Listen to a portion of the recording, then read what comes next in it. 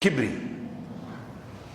Na Mtume sallallahu alaihi wasallam alipoelezea nini maana ya kibri, akasema al-kibru batarul haq wa ghamtu an-nas. Kibri ni kuikataa haki na kuwadharau watu. Kuikataa haki maana yake anaambiwa hii ndo sheria ya Mungu, anaikataa.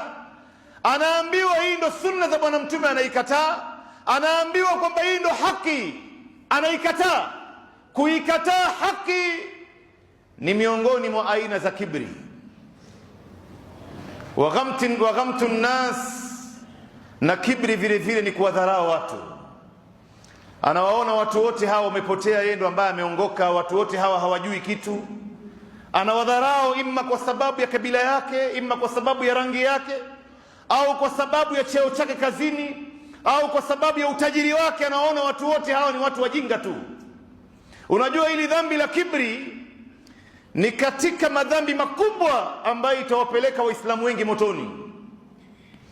Na hii dhambi ya kibri imebeba madhambi mengine mabaya ndani yake.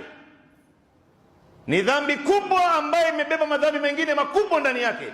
Imebeba dhambi ya kujiona, al-ujub, i'jabu al-mar'i bi nafsihi. Anajiona kwamba yeye ndo bora, watu wengine wote hawa ni nyasi tu, yeye ndo mti. Wanajua nini hawa watu? Imebeba dhambi hili, dhambi la kibri, ya mtu kujionesha mbele ya watu. Hafanyi jambo ila kujionesha, ria. Hata akimsaidia mtu ulimwengu mzima itajua. Imebeba dhambi ya mtu kupenda sana kusifiwa mbele ya watu. Anapenda sana kutajwa, anapenda sana kusifiwa mambo aliyofanya. Ndio unaona hili dhambi la kibri itawapeleka Waislamu wengi sana motoni. Mtume sallam anasema sallallahu alayhi wasallam, la yadkhulu aljannata man kana fi qalbihi mithqala dharra min kibr. Hatoingia peponi mtu yoyote ambaye ana chembe cha kibri kwenye kifua chake. Chembe Waingereza wanaitafsiri, wanasema ni atom. Atom ni kitu ambacho huwezi kuiona kwa macho ya kawaida mpaka utumie microscope. Namna ilivyokuwa ndogo ndo uweze kuiona.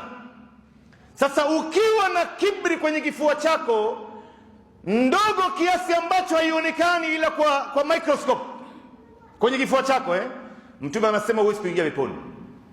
Hauwezi kuonja harufu ya pepo.